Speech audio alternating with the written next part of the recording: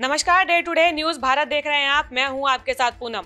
Channel आपसे ये वादा करता है कि हम निष्पक्ष तरीके से पत्रकारिता करेंगे। हमारा कोई भी पत्रकार विज्ञापन को स्वीकार नहीं करेगा। Day to day news Bharat का लक्ष्य लोकतंत्र के चौथे स्तंभ को मजबूत करना है और हम समाज के दबे कुचले लोगों की आवाज बनेंगे। और अब बात कर लेते हैं देश के पूर्व उपराष्ट्रपति जगदीप धनखड़ की, जो कि इस्तीफे के तकरीबन 53 दिन के बाद नजर आए हैं, वो भी नए उपराष्ट्रपति के शपथ ग्रहण समारोह में। सीपी राधाकृष्णन ने आज यानी शुक्रवार को देश के 15वें उपराष्ट्रपति के तौर पर पद की शपथ ली और इस खास मौके पर पूर्व उपराष्ट्रपति जगदीप धनखड़ भी नजर आए। 21 जुलाई को इस्तीफा देने के बाद ये पहला मौका था जब जगदीप धनखड़ सार्वजनिक तौर पर नजर आए। जगदीप धनखड़ के साथ पूर्व उपराष्ट्रपति वेंकैया नायडू और हामिद अंसारी भी इस कार्यक्रम में शामिल हुए थे।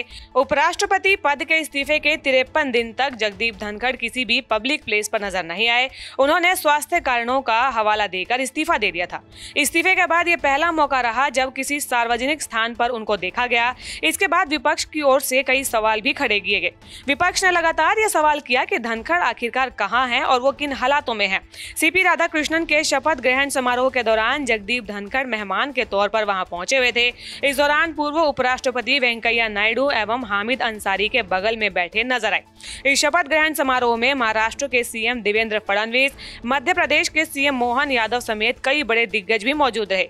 पीएम मोदी, केंद्रीय मंत्री राजनाथ सिंह, केंद्रीय मंत्री अमित शाह समेत कई बड़े नेता इस समारोह में शामिल हुए।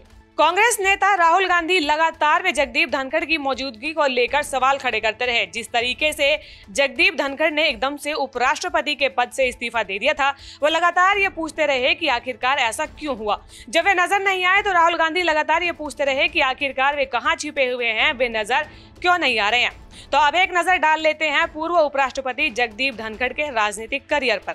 जगदीप धनखड़ ने 11 अगस्त 2022 को भारत के 14वें उपराष्ट्रपति के रूप में शपथ ली थी। उपराष्ट्रपति में उन्होंने विपक्षी उम्मीदवार मार्गरेट आल्वा को हराया था।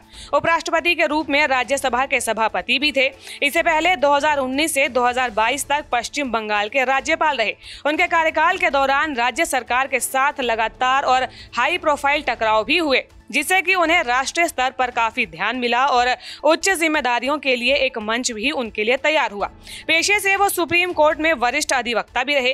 राष्ट्रपति और राज्यपालों को विधेयक पर कार्रवाई के लिए समय सीमा तय करने वाले फैसले का खुलकर विरोध किया। अनुच्छेद 142 को न्यायिक परमाणु मिसाइल कहकर उन्होंने संबोधित किया था। कॉलेजियम व्यवस्था पर उनकी तीखी टिप्पणियों पर सुप्रीम कोर्ट ने भी कड़ी प्रतिक्रियाएं दी थी।